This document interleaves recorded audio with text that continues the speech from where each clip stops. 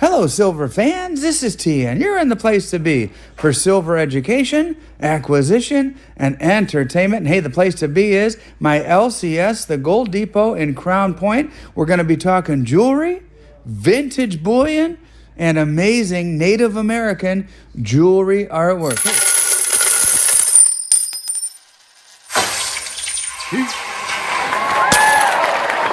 Hey, back at the Gold Depot, this time with April. April, welcome to my program. Thank you.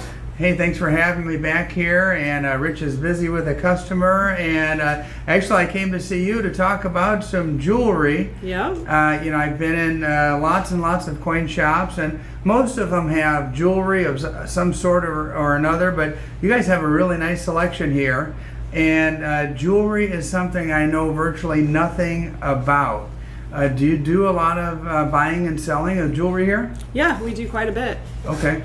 I was curious as to, I know when you go and buy jewelry brand new at like a jewelry shop at the mall, there is a huge markup on the gold and silver and the diamonds and all the jewelry in general. Yeah.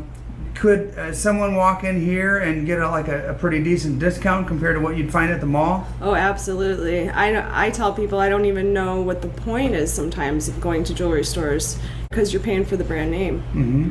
It's all, the corporations, the markup. Just out of curiosity, how often does somebody walk in the shop to sell jewelry? Usually every day. Okay. Multiple times a day. So it's a common thing. Yeah. Okay. Yeah. Sometimes it'll be just something they found randomly. It'll be something they've had for a long time. We get a lot of people whose grandparents passed away and they have a lot of old vintage stuff that they have no idea what it's worth. Mm-hmm. So we help them to go through it and try to figure out what's real, what's not, and show them good, simple ways to test it. And we'll help them look for markings and all that, and we'll explain the process. Okay. I did notice that you have quite an interesting variety. It's stuff that you wouldn't find. Yeah, you never know what's going to walk in the door. It's different every day. Yeah. We have Native American stuff, which is one of my favorites. I love when that stuff walks through because it's just so different than any of this kind of gold or silver jewelry. And the old pawn stuff, they used silver. Okay. Speaking of silver, I did notice in one of the cases that you had that the silver chains, just looking at them, seem pretty reasonably priced. Mm-hmm. Silver is, as far as wearing it out and about on a night on the town or something like that, is a little out of fashion. Does that mean, since there's less of a demand, that you could sell it for a little cheaper? Yeah, because there's nothing super fancy about it. It's just basically its weight.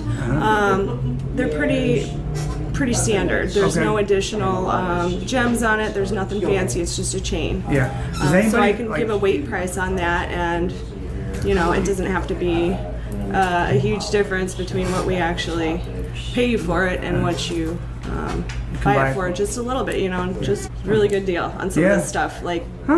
Yeah. So it has me wondering, do some people stack jewelry? I personally do. I haven't sold any of my sterling jewelry that I've had through the years because it's just like coins. I'm holding on to it till the price goes up, at least for me personally. Mm-hmm. But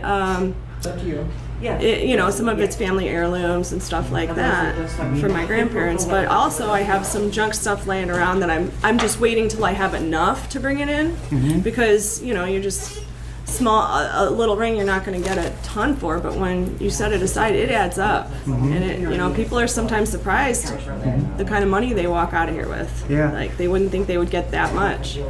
If you had to estimate, what percentage of the sales at the Gold Depot would be jewelry? I know you're mostly bullion, numismatics, but would you at least 10 or 15%? Oh yeah, on our eBay, I can kind of see what's selling there, and since we've opened up this location and I've been able to bring out a lot more of what we had in the back, a ton more space, and be able to clean it and research it and get it listed and get it out for people to see. Our jewelry sales have definitely gone up from where they were at the other locations. So we have a lot, there's good demand. A lot of people coming in here looking for jewelry.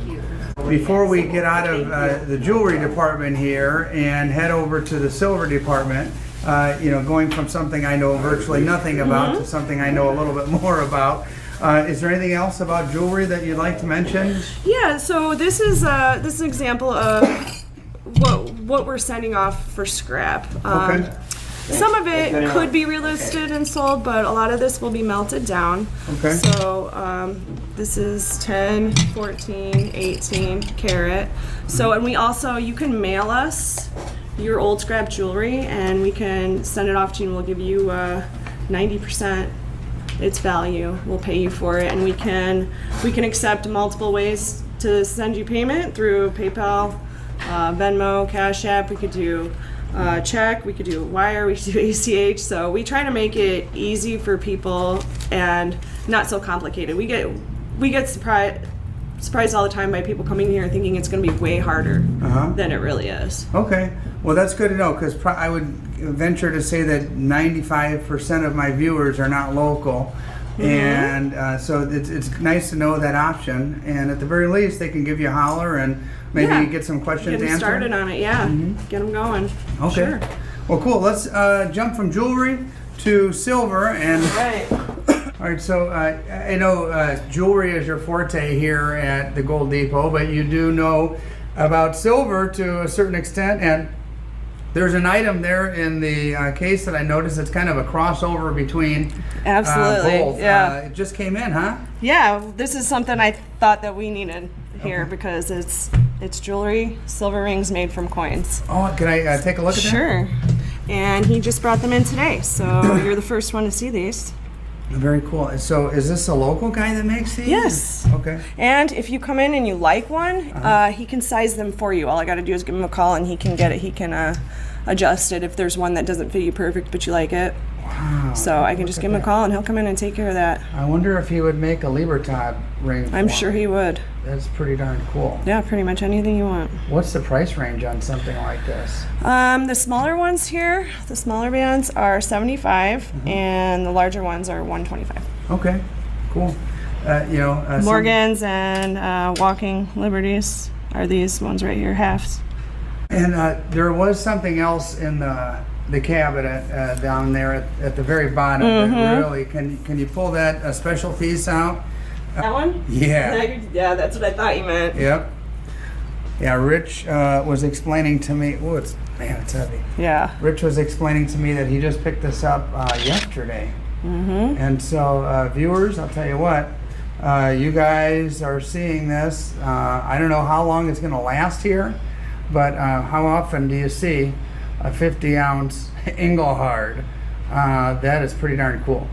And that back from the 70s old at some point. and vintage and cool as heck, and unfortunately a little out of my price range at the moment, but a cool piece nonetheless. Whenever I come in, I'm always looking for the vintage. What would you say about silver stacking? Have you you've been at this for a while now? Have you noticed any particular trends? Well, I've been seeing a lot of newcomers come in lately. There's something in there. People are feeling something because people that have been thinking about it for a long time but just never had the motivation to do it. But I'm getting so many phone calls and so many younger people coming in here too, like college age, Really? just married, early 20s type age, really asking a lot of questions. And some of them are bringing in a decent amount of money and buying it now. They find out, the price and they sense something going on in the world and they just have a feeling they need to do it now. I've been getting a lot of that. Yeah, silver, gold, what are they buying? Silver, some gold, but mainly silver, mainly bullion. That's what they're after. Okay. That's what it seems to be lately. Is it hard to keep the silver in the cabinets here? Is it? Yeah, it seems like it, but Rich is really good at making sure, he plans ahead. He's been really good, I've noticed. And that we run out, but then we turn around and we get more. Well, just this last weekend, he was at a show, and I'm sure he's worn out today. From being at the he's show exhausted. But he goes and he acquires silver and gold and other neat things. And I always get stuck on the vintage because that's the stuff I like the most. Hey, April, you were mentioning about the Native American stuff, and I did happen to notice it right here. What can you tell me about Native American jewelry? Well, a lot of this was from, it started in the early mid 1900s, and a lot of American artists went down and they learned from the Native Americans, and then a lot of them are Native American artists. But we do have a really good customer base for turquoise jewelry, so I don't think a lot of people know that we are looking for vintage turquoise Native American jewelry. So, speaking of vintage, is this new stuff or is this vintage? Most of it's vintage, and especially if it, the old pawn, the more valuable it is. Mm-hmm. So you can see some of this stuff, that's gold. Okay. And then all that down there is silver, but they use a lot of natural stuff like bear claws and the chunks of turquoise. We definitely will pay more for high quality Native American old pawn jewelry. You've got a nice, collection here. Yeah. Very cool. Bolo ties. Show that one down there. That one's gorgeous. Look at that one down there with the bear claws. Yeah. Yeah, it is cool. We have to sell those in store though. eBay has a policy about listing things made with. Is that made with actual bear claws? Yes, yes. Oh my gosh, that's wild. Some of, like on the bottom there, that's some of the vintage Mexican jewelry from Mexico. Okay. And then the top two shelves are Native American. Very cool. I'm always in here looking for silver and for coins, and I've seen this stuff, never really paid too much attention, and that's kind of why we decided to make a quick video, describing it. But hey, April, I really appreciate the time, and thank you so much for coming. There's Rich in the back. Hey, Rich. And hopefully my viewers have learned a little something here, and appreciate the time. Appreciate it. Yeah, thank you so much. Special thank you to these channel members who support my efforts to make coin shop videos for all to enjoy. And thank you for watching. Now, if you watched all the way to this point and you haven't subscribed yet, now's the time to do so, guys. Let me show you what I picked up. And hey, this was in that one case towards the end there. Very reasonably priced. Hey, I picked it up for my wife. She likes the color purple.